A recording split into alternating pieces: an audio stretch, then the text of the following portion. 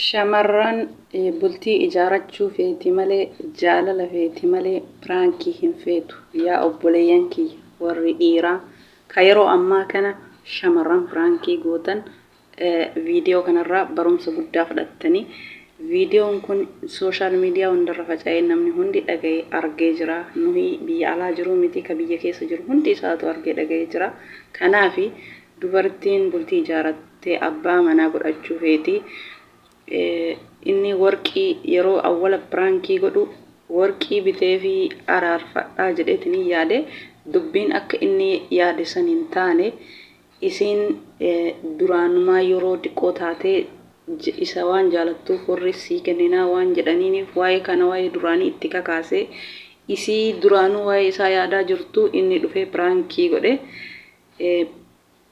egaa hordoftoota kiyyaa assalaamu alaykum warahmatullaahi wabarakaatu kabajamtoota fi daawwattoota hordoftoota kiyyaa welcome hundi keessanuu alaaf biyya keessaa xiqqaa guddaa amantii kutaa osoo hin jenne hundumti keessanuu hordoftoota kiyya nageenyi keessanaa qaqqabu viidiyoo kiyya kaarraa ka itti aanullee qabadhee dhufee warroonni hangammaa maatii naaf taatanii na jajjabeessitanii hedduu galatoomaa laayikii sheerii sabskraabii naaf gootan galatooma warri jalqabarraa hangammaa na hordoftan warroonni haaraa tatanillee welcome bakka gama YouTube channel kiyyaa nagaan dhuftanii maatii naaf ta'a gara YouTube channel kiyyaatti dabalamaa isiniin jedha hordoftoota kiyya kanaaf viidiyoon kiyya kaarraa akkuma itti fufetti jira waa'ee Said YouTubera mucattii tanarratti guyyaa dheengadda piraankii dalageedha piraankiin inni dalagee deemee piraankii dhugaa ta'ee jechuudha mucayyoon waan isa jaalattuuf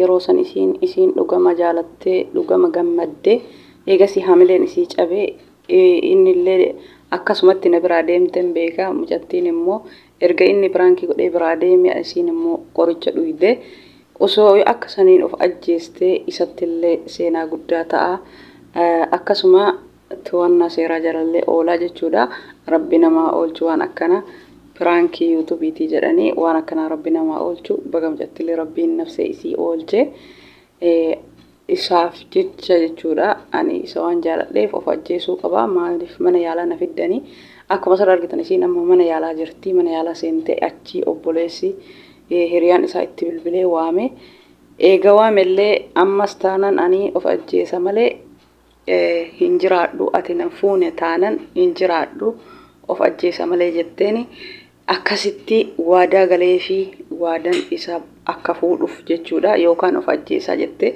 akka malee aartee jirti jechuudha kana baguma rabbii nafsee isii baase yeroo ammaa kana maammadoon piraankii dalaydan piraankii shamarran irratti dalaydan isinitti haafu shamarran qaldiin beeytu bultii barbaaddii bultii ijaaracha feetii namni shamarran irratti piraankii dalagaa jettee yaadde hin fuudhamaaf niyyaa tolii qophaa'itumaanii piraankii godhi malee yoo fuudhuun barbaadin piraankii shamarran irratti dalaginaa shamarran qaldii hin beeytu bultii ijaaracha feetii abbaa manaa feetii kanaafi piraankii shamarran irratti dalaguu osoo dhiiftanii andurallee jedhee jira dubbadhee jira viidiyoo kiyya irratti kanaafi osoo yooma saniinuu amansiisee baqqaasi fuudha jedhee akka isiin gammaddee gammachuu keessa boottee eegasii hamileen isii viidiyoo isii ka itti aanu waa'ee mana yaalaa keessaa viidiyoo isii xiqqoo isii dhageeffannee waliin dachaana.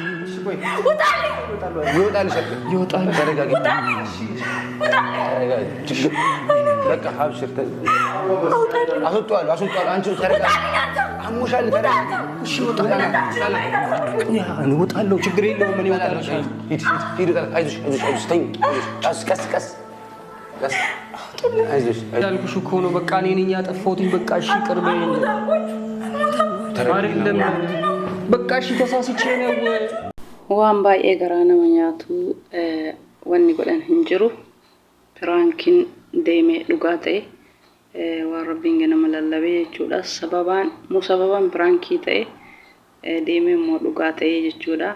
Piraankillee akka qabaa itti yaadanii ilaalanii yoo dalagan malee akka namaan hin taatu yeroo hunda milkaa'uun hin taatu jechuudha.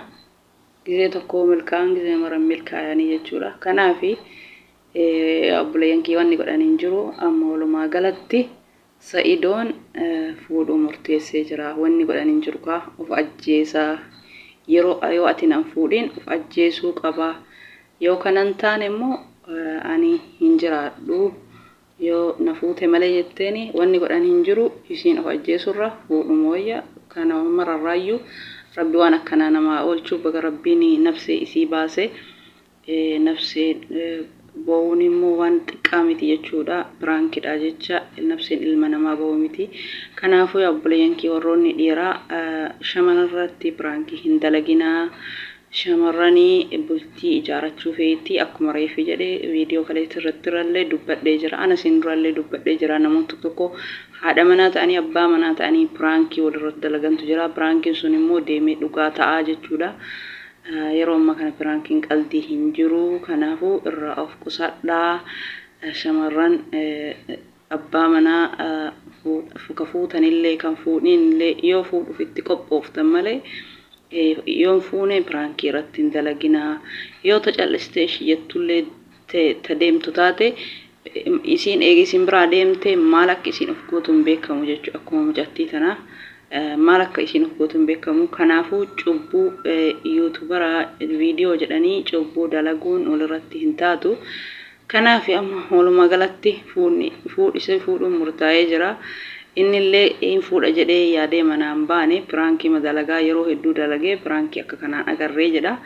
Wanta nama mudatuun beekanii kaa badiin gaafa maraa salphinni gaafa tokko jedhanii mammaakanii. Kanaafuu gizee mara hin milkaa'anii jechuudha. Gizee tokko kasaaruu jira gizee tokko milkaa'utu jira jechuudha. Kanaafi waa hundarraa baga mucattiin rabbiin nafsee isii baase. Homaa miti maal godharree haadha manaa isallee amansiifachuu qaba. Maaliif innillee hin fuudha jedhee yaadatii miti piraankii madalaga jedheetiin irra dalagee isiin duraanuu waan jaalala isaa nafaa qabduuf rabbiin sababa piraankii godhee itti fide. Kanaaf wanni godhan hin jiru. Innillee amma waa'ee fuudhaa murteessee jechuudha. Rabbi fayyaa isii haa kennu. Qoricha dhuyitee mana yaalaa seente. Wallahi sirrii miti yaa obboleeyyan kiyyaa shamarran obboleettii tiyya jechuudha. Yoo namni tokko yoo nama fuudheen haadhaaf abbaan kan kee si hajamanii jechuudha. Shamarran akkan of gootu hedduun ishilleen dhabamtu ka miidiyaarra bahi salaanii beekamaa ka miidiyaarra bahin namni isa quba qabu hin jiru. Kanaafuu tarkaanfii akkanaaf irratti fudhatina. Tarkaanfiin akkana sirrii miti. Bultii yoo rabbiin namaa katabee abbaa mana inume argatanii yookaanii haadhaaf abbaan ofii firri ofii kan nama jaalatu hin dhabamu. Hundillee nama jaalatu baatu haadhaaf abbaan ofii nama jaalatti jechuudha. Ilma ofii dhabuun barbaaddu. Kanaafuu abbaa mana maaliif dhabee jedhanii qoricha dhuganii of ajjeesuun kun immoo sirrii miti. Ofiin ajjeesinaa. Yoo argamellee hiree keessanii yoo dhabamellee hiree keessanii. Kanaafi tarkaanfii akkanaa osoo ofirratti fudhatu baasanii shamarran tokko obsan qabanii jechuudha. Yoo rakkoon adda addaa irra ga'e nafsi ofii baasuuf fiiganii bakka tokkotti yeroo ammaa kana namni irra caalaan amma yeroo ammaa kana waa hedduu baratee waa hedduu argee jira. Nafsi ofii akka duraanii san akkuma argeen baasu jechuudha. Amma namoonni tokko akkuma duraanii sanitti ni jira jechuudha. Kayoo aarii ofii san to'achuu dadhabee tarkaanfii du'aa ofirraa murteessuu jechuudha. Akkanaa kun sirrii miti. Tokkoffaa rabbiin biratti namni du'e gaafii qaba. Lammaffaa nafsee ofii guyyaa malee of baasullee sirrii miti. Maaliif obsuutu caalaa waan hunda sabaruutu caalaa argamee dhabamee haadhaaf abbaa ofiif mataa ofii jiraachuun barbaachisaadha. Abbaa manamaaf dhabe jedhanii tarkaanfii nafsee ruuhaa ofii baasuutti tarkaanfiin taane ofirra fudhachuun immoo sirrii miti yaa shamarran keenya.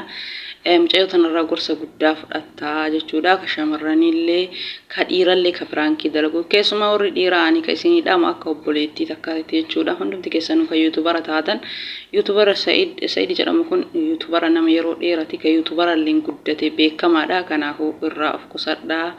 Viidiyoon kee karraa kana fakkaata. Rooni dhiiraa gonkumaa shamarran irratti biraankii dalaguu yaadina isinitti haafu. Assalaamu alaikum wa rahmatullahi wa barakaatu. Sa'idurraa barumsa guddaa fudhadha. Gonkumaan dalagina yoo fuudhuuf niyyattan malee gonkuma shamarri qalbiin beeytu irratti hin dalagina. Viidiyoon kun ka isa xumura gorsa isiniif haa ta'u. Shamarran illee dhiirri hundi biraankii namarra dalageef nama fuudhu tarkaanfiin ta'an ofirratti hin fudhatina. Dhiirri tokko yoo osoo hin argin ar'uma nama argeetiin hin pirankii namarra dalage ar'uma nama fuudha jettanii sammuu kan keessan keessatti yaadina. Yoo rabbiin isinii lallabe isinii katabe ka isin fuudhu hin dhabamu hin haftullee isinii hin ooltullee jechuudha. Kanaaf daftanii tarkaanfii akkanaaf irratti fudhatina. Gorsi kiyya kana fakkaata. Assalaamu alaikum warahmatullahi wabarakaatu. Hanga viidiyoo biraatti walitti deebinutti baay'ee nagaan naaf tura hordoftoota kiyya.